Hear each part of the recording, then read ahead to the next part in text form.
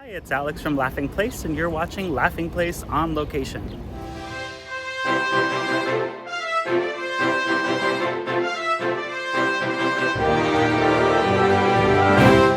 This week we're at Annecy Festival. It's an animation, film, and television festival in France on the Switzerland side. It's technically in the French Alps. So if you didn't know, the Alps aren't just for Switzerland. Annecy is a little town, like a quiet village. Every day is like the one before. Behind me is Banlieue, which is sort of the heart of the Annecy Festival. It's where the two biggest theaters are. Annecy is quite spread out throughout the area. You'll do a lot of walking if you come to this festival. I'm in a park near the Banlieue Hall, and the other main area for the festival is a hotel called the Imperial Palace. It's that white building back there. It's about a 20-minute walk from here, and there's even more venues deeper into the old town area of Annecy. This is my fourth time coming here to Annecy, and historically there's been a lot of Disney advertisements throughout the festival, and this year there are none. Disney has definitely reduced their marketing budget for a festival like Annecy. Let's talk about the things we saw here in Annecy. From Walt Disney Animation Studios, Chief Creative Officer Jared Bush was joined by Disney legend Ron Clements of The Little Mermaid, Aladdin, Hercules, Treasure Planet, Princess and the Frog, and the first Moana fame. Part of it was Ron Clements was getting his hands cast in bronze for the Annecy Walk of Fame, but the other piece was an announcement that Ron Clements is coming out of retirement. He's going to be serving in more of a mentorship role at Disney Animation going forward, somewhat along the lines of what Bernie Mattinson was doing towards the end of his career. So that's really exciting to have Ron Clements back. The rest of the panel was primarily about Zootopia 2, or as it's known here in France, Zootopia II. We got to learn a lot more about the plot of Zootopia 2. So Judy Hopps and Nick Wilde have a new case that they're trying to solve. There is this ancient, important artifact, a book in Zootopia that contains the original plans for the climate wall that basically allows all of these different creatures from different biomes to coexist in this city. And it gets stolen by a snake, Gary the Snake, voiced by Ki Hee Huynh. And so they set off on this adventure to try and track him down, to get this book back, and it all unfolds into this much bigger story. So we got to see a couple of new scenes, including Nick and Judy in a like an HR type group about ZPD partners who aren't getting along well. We also got to see this incredible chase sequence where Nick and Judy are chasing Gary with the book, trying to get it back, and it really does recapture the fun and spirit of the first film. So I'm looking forward to Zootopia 2 in November. From Pixar, Elio directors Domi Shi and Madeline Sharafin were joined by executive producer Mary Alice Drum to give us about 20 minutes of footage from the film, which is coming out later this month. And it really gave a good flavor of both the humor and the heart that is featured in Elio. It's a story about a boy who doesn't feel like he belongs here on Earth, and his wish is to be abducted by aliens. It ends up happening, but when he finds out that those aliens need to believe that he is the leader of Earth in order for him to be important to them, he has to kind of fake it until he makes it, and he ends up befriending the quirky child of a very menacing evil alien who is trying to sort of dominate all of the other alien cultures. So it's got a lot of fun, a lot of the cool Pixar humor that you're used to, and like some of the earliest Pixar films, it is a buddy comedy.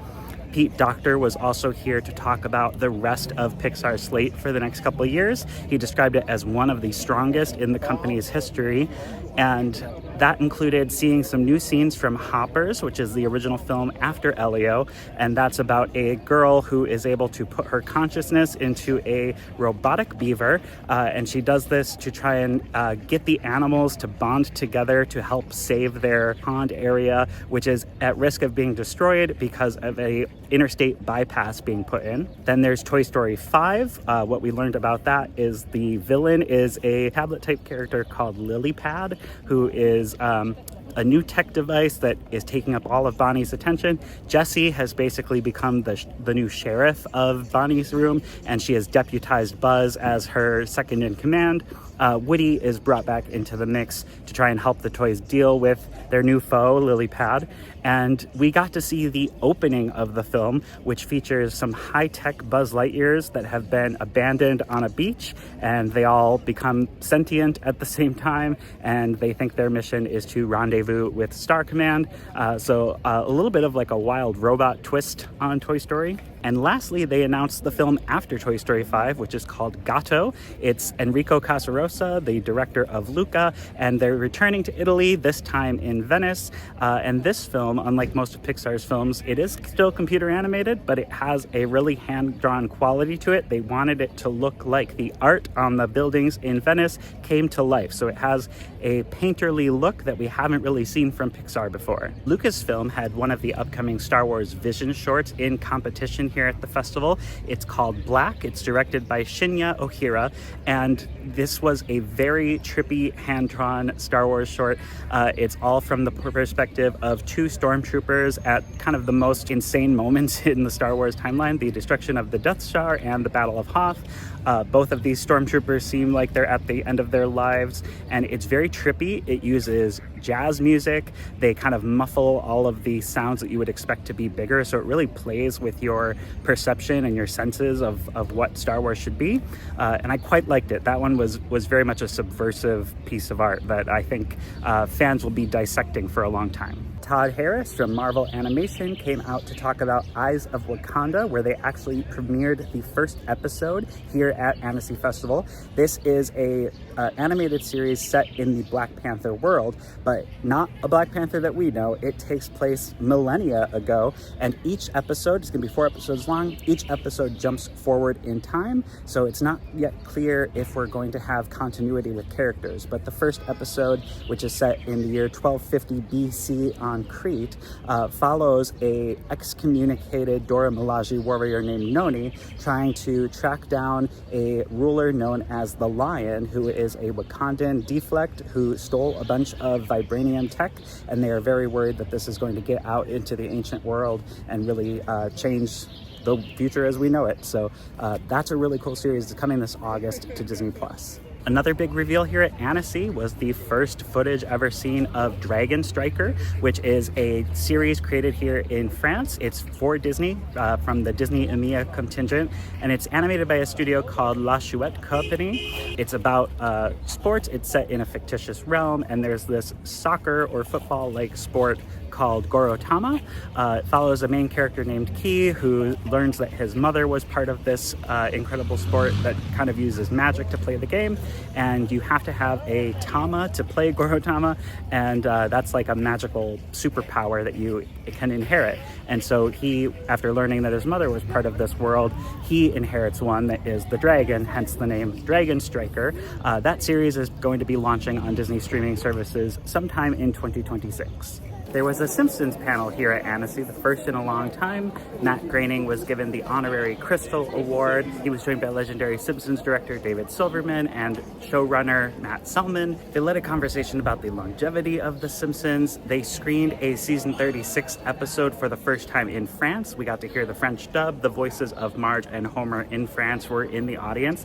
That episode is called P.S. I Hate You. It's part of season 36, so you'll be able to stream that on Disney Plus when they add that full season. Right before Annecy, 20th Studios launched Predator Killer of Killers on Hulu, the first animated series from the Predator films. There was a panel here about the film from the animation studio that made it, which is called The Third Floor. And fun fact, the name The Third Floor comes from Lucasfilm. One of the creators, Josh Wasson, was part of the team at Lucasfilm working on Star Wars Episode 3. His office was in the attic. It was a 2-floor building and then an attic. And so they would jokingly refer to that space as the third floor. So when he founded his own animation studio, that name just felt appropriate. And what was interesting about this panel was they were talking about how they made the film in around 18 months using basically video game technology, video game animation, through a program called Unreal Engine.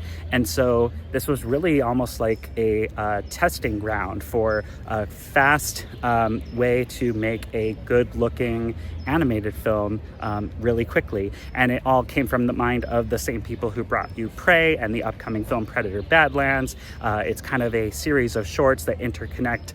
Like Prey, it features Predator interacting with other cultures on Earth, definitely before modern times, and all three stories intersect in a fun way in the end.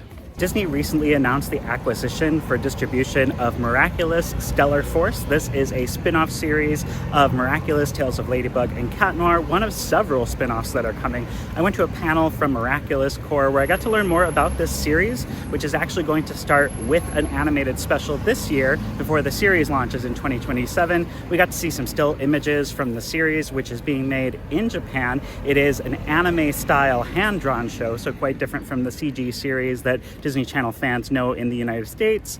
And it's going to be 52 episodes. The plot finds Miranette going to Japan to visit her friend Kagami, where she learns that Kagami is part of this network of Japanese superheroes who all wear Sentai suits, which is like a Power Ranger uniform. And so Miranette joins forces with them. She's going to get one of those kinds of suits. And so this is like a self-contained spin-off of her adventures going forward. So that's going to be a lot of fun. And again, Disney acquired that Miraculous Stellar Force series, so look for that in 2027. Another Disney distribution acquisition came from the Warner Brothers television animation panel, The Wonderful World of Gumball, which is technically just season 7 of The Amazing World of Gumball, but with a new title.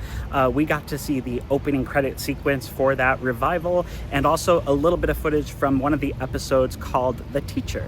The giraffe behind me is called Baloney Tony. He's one of the stars of the new animated film In Your Dreams, which is coming to Netflix. The trailer for the film launched here at Annecy, and it includes a sequence where they go through a place that looks a lot like It's a Small World from Disneyland. I got to speak with the director, Alex Wu, the visual effects supervisor, Nicola Lavender, and production designer Steve Pilcher, who's worked on a lot of Pixar films, about their work on the film. So if you're curious to check that out, head to laughingplace.com. And there you have it. That's a wrap on my time here at the Annecy Festival. Hope you enjoyed following me along as I checked out everything that's coming from Disney that was on display here at the festival. Merci beaucoup for watching, and stay tuned for another episode of Laughing Place on location right here on our YouTube channel. Take care. Au revoir.